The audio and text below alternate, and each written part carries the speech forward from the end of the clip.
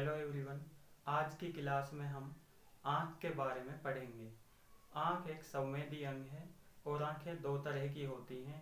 एक साधारण आँखें और दूसरी जॉइंट आँखें। जॉइंट आँखें कीट पतंगों में होती हैं और उसमें एक ही आँख के अंदर कई आँखें होती हैं, इसलिए कीट पतंगे अंधेरे में भी बेहतर रूप से देख पाते हैं। और जो सिंपल आँखें हैं वो उन जीवों में होती हैं जिनके मेरुदंड होता है और मोस्टली स्तनधारियों में साधारण आंखें ही होती हैं। आज हम साधारण आंख के बारे में पढ़ेंगे। ये मैंने इसका डायग्राम बनाया है। आंख के सामने वाले हिस्से में सबसे आगे का जो हिस्सा आंख का होता है उसे कहते हैं कॉर्निया। ये परत होती है और यहीं से आंख में प्रकाश की किरणें प्रवेश करती हैं। कॉर्निया के जस्ट पीछे खाली भाग होता है, खाली हिस्सा, और उसके पीछे आंख का लेंस लगा होता है। यहाँ पे सिलेरी बॉडी है। सिलेरी बॉडी आगे का जो कॉर्निया का हिस्सा है इसे नम बना के रखती है। सिलेरी बॉडी से पदार्थ निकलता रहता है जो आंख को नम बना के रखता है। आइरिस पूर्ण रूप से आनुवांशिक गुणों के ऊपर निर्भर करती है। जैसी माता पिता की आंखें हैं जिस कलर की, उसी कलर की बच्चों की आंखें होंगी। ये नीले कलर का भी हो सकता है, भूरे कलर का भी हो सकता है और ब्लैक कलर का भी हो सकता है। जो आइरिस होता है ये जब हम अपनी आंख को देखते हैं एक बिल्कुल ब्लैक स्पॉट दिखाई देता है और उसके चारों ओर जो कम ब्लैक होता है या फिर भूरे कलर का होता है किसी का, या किसी का नीले कलर का होता है, उसी को कहते हैं हम आइरिस। जब अंधेरे से एकदम हम प्रकाश में जाते हैं तो आइरिस का साइज छोटा हो जाता है ताकि आंख में जो प्रकाश प्रवेश कर रहा है वो कम मात्रा में प्रवेश करे और आंख के जो अंदरूनी हिस्से हैं उनको कोई नुकसान ना पहुंचाएं।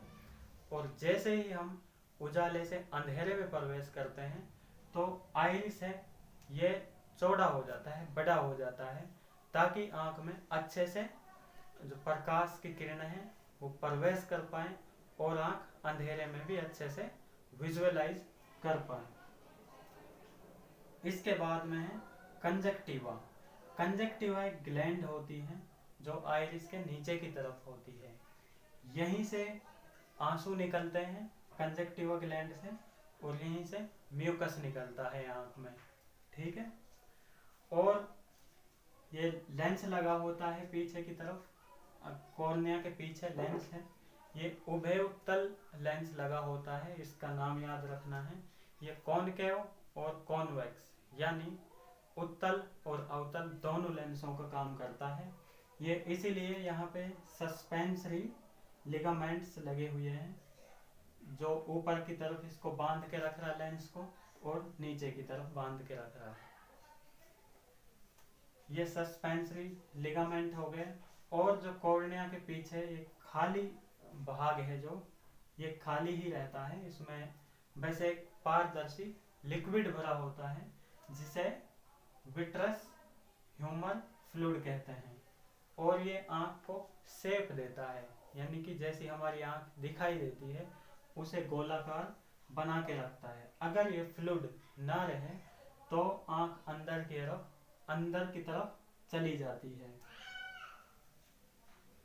और जो ये है पीछे की तरफ बना रखा है पूरा, ये आंख का सफेद हिस्सा है यहाँ से लेके पीछे तक, और उसी तरह नीचे वाला जो हिस्सा है ये ऊपर से हमें सफेद दिखाई देता है, इसे स्क्लेरा कहते हैं। और स्क्लेरा से कोई भी प्रकाश की किरणें आंख में अंदर नहीं जा सकती। आंख में प्रकाश की किरणें बस कॉर्निया से ही, कॉर्निया वाले हिस्से से ही अंदर जाती हैं। ये बात हमें याद रखनी है। स्क्लेरा के नीचे ये कोरोइड होती है। इसमें जो आंख में ब्लड सप्लाई के लिए मसल्स होती हैं वो पूरे में लगी होती हैं, ठीक है, उसी तरह नीचे की तरफ। और इसमें एक्वस फ्लूइड भरा होता है आँख में, ये पारदर्शी होता है। यहाँ पे रेटिना होता है, ये पूरा रेटिना है। जब आँख से प्रकाश प्रवेश करता है अंदर, वो प्रकाश अपना प्रतिबिंब रेटिना पर ही बनाता है। अगर आँख में कोई रोग हो जाता है, हम उनको आगे पढ़ेंगे, जैसे दूर दृष्टि रोग और जरा दृष्टि रोग, उनकी स्थिति में ये रेटिना पर प्रतिबिंब नहीं बन पाता है। पीछे की तरफ होती है ऑप्टिक डिस्क, और यहाँ से ही ये जो मसल्स हैं आँख में, वो ब्लड की सप्लाई करती हैं ये मसल्स, ठीक है।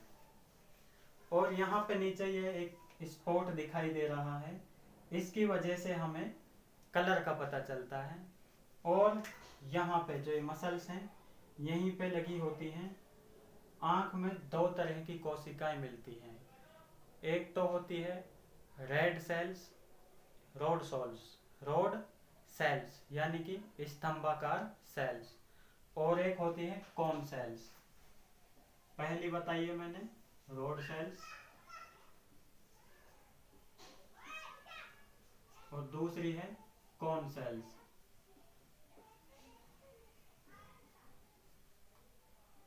रोड सेल्स है जो, ये हमें अंधेरे में भी बेहतर देखने में मदद करती है। ये सेल्स स्तंभ के आकार की होती हैं, ठीक है। कॉनकेव सेल्स हैं, ये कोनाकार होती है, ऊपर की तरफ से थोड़ा कोन के जैसा आकृति बनी होती है। और कॉन सेल्स हैं जो हमें ये प्रकाश में अच्छे से देखने में मदद करती हैं, और रंग बिरंगी जो हमें वस्तुएं दिखती हैं वो कॉन सेल्स की वजह से ही हमें रंग बिरंगी दुनिया दिखाई देती है। ये तो पूरा आँख की स्ट्रक्चर हो गई, और आँख की जो ये पॉइंट है, ये आँख के सारे पॉइंट्स हो गए। अब हम पढ़ेंगे आँखों के रोग।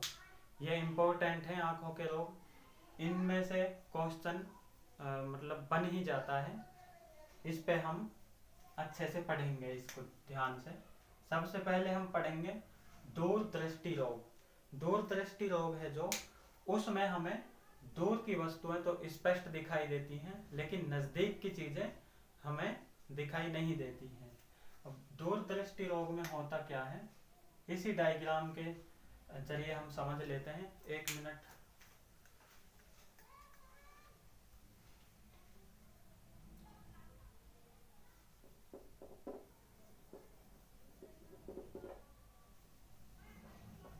इनको बना लें अच्छे से, और जो जो चीज़ें मैं बोल रहा हूँ उनको भी आप लिखते जाएं। लिखना कैसे है, रजिस्टर में।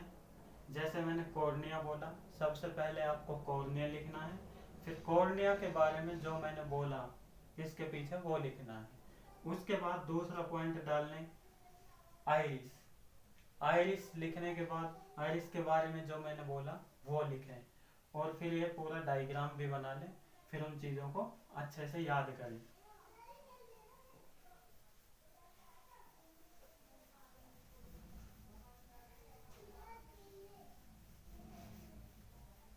अब हम पढ़ेंगे दूर दृष्टि रोग के बारे में। दूर दृष्टि रोग के बारे में मैंने बताया है, इसमें दूर की वस्तुएं हमें हमारी आंख से स्पष्ट दिख जाती हैं, लेकिन नज़दीक की चीज़ें नहीं दिख पाती हैं। इसमें जो आंख में प्रवेश करता है प्रकाश, वे प्रकाश आंख के रेटिना से दूर बनता है, यानी कि आंख की रेटिना के पीछे की तरफ बनता है, इसलिए इसे दूर दृष्टि रोग कहते हैं।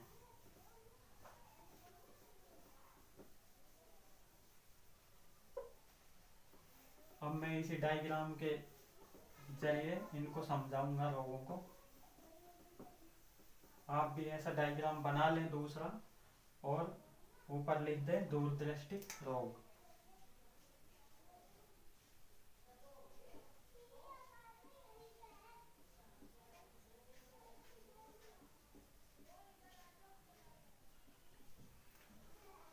दूर दृष्टि रोग में जैसे आंख के अंदर प्रकाश प्रवेश करेगा,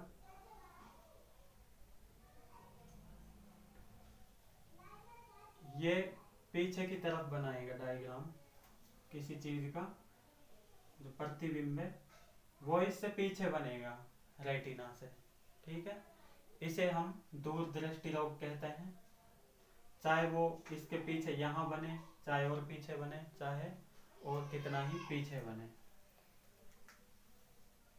ये प्रतिबिंब रेटिना के पीछे बनेगा दूरदृष्टि में। इसको आप लिख लें।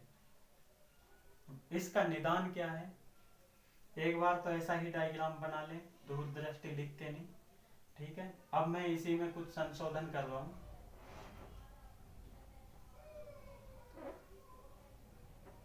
दूरदृष्टि में दूर की चीजें हमें स्पष्ट दिखाई दे रही हैं, लेकिन नजदीक की चीजें नहीं दिख रही। अब हमारा जो प्रतिबिंब है वो बनना चाहिए रेटिना पर। रेटिना पर प्रतिबिंब बनाने के लिए हम एक चश्मा लगा देंगे आपको, अवतल लेंस, अवतल चश्मा लगा देंगे। और जो अवतल चश्मा होता है ये नेगेटिव नंबर का होता है, ये चीज भी आप लिख लें। यानी कि जिसे दूर की चीजें स्पष्ट दिख रही हैं तो उसे कौन सा हम लेंस लगाएंगे, अवतल लेंस लगाएंगे, और नेगेटिव नंबर का चश्मा उस व्यक्ति को लगेगा। अब ये क्या करेगा,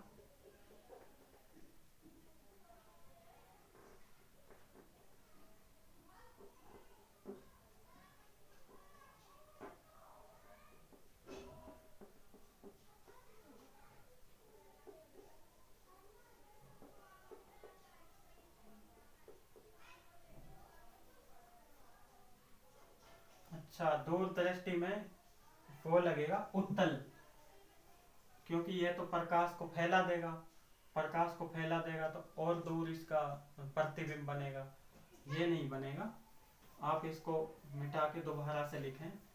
अगर दूरदृष्टि रोग है तो उसमें उत्तल लेंस लगाएंगे हम। उत्तल लेंस की पहचान है, ये कोनों से पतला होता है और बीच में से मोटा होता है। और उत्तल लेंस का काम होता है जो अंदर प्रकाश जाएगा उसको नजदीक डालेगा। ये यहाँ से प्रकाश की किरण आंख में प्रवेश करेगी और इसका प्रतिबिंब बनेगा रेटिना पर। उसी तरह इधर से जब हम अवतल लेंस लगाएंगे यानी उत्तल लेंस लगाएंगे, जब उत्तल लेंस से जो रेटिना के बाद प्रतिबिंब बन रहा था अब वो रेटिना पर ही बनेगा। इसमें उत्तल लेंस है जो ये प्लस नंबर का होता है। ठीक है, प्लस नंबर का चश्मा लगता है। और जब इसको हम नापेंगे कि कितने नंबर का चश्मा है, उसकी एक इकाई होती है, उसे कहते हैं डायोप्टर। चश्मे का नंबर नापने के लिए किस माप का उपयोग करते हैं, डायोप्टर का।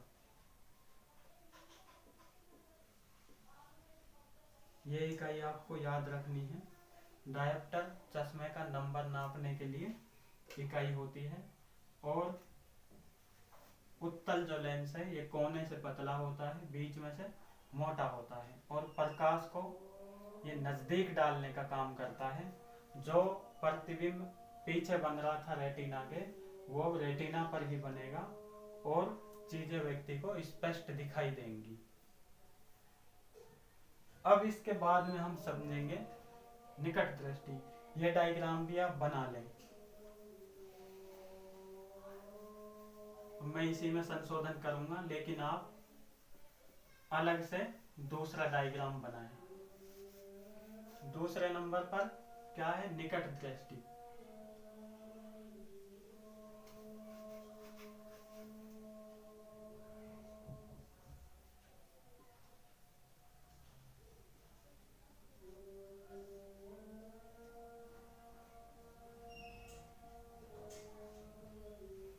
निकट दृष्टि में नजदीक की चीजें हमें स्पष्ट दिखाई देती हैं, जिसको निकट दृष्टि रोग है, और इसे दूर की चीजें नहीं दिखेंगी। इसमें जो ये है प्रकाश, ये रेटिना से पहले ही प्रतिबिंब बना देगा।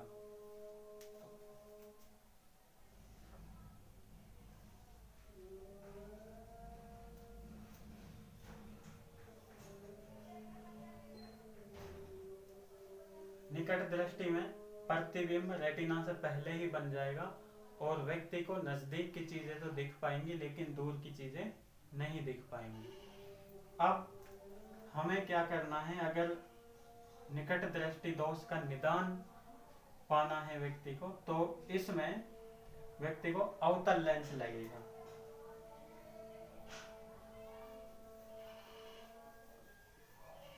आप दूसरा डायग्राम बनाएं, एक तो ऐसा बना लो और एक अब दूसरा बनाएं निदान लिख के।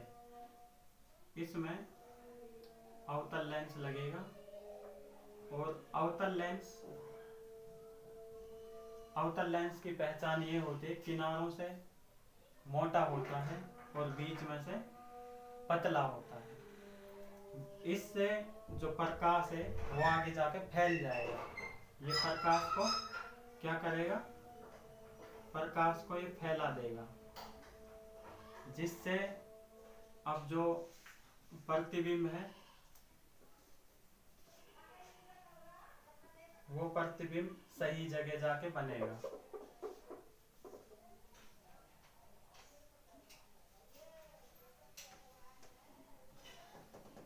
ये प्रतिबिंब रेटिना पे बनेगा। ये किरणें जा रही हैं, ठीक है। इसमें व्यक्ति को माइनस नंबर का चश्मा लगता है,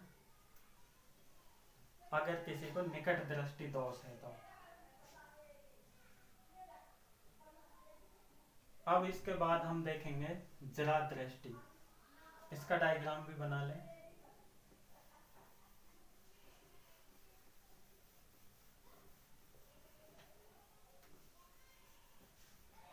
जरा दृष्टि में व्यक्ति को ना तो नजदीक की चीजें दिख पाती हैं और ना ही दूर की चीजें दिख पाती हैं।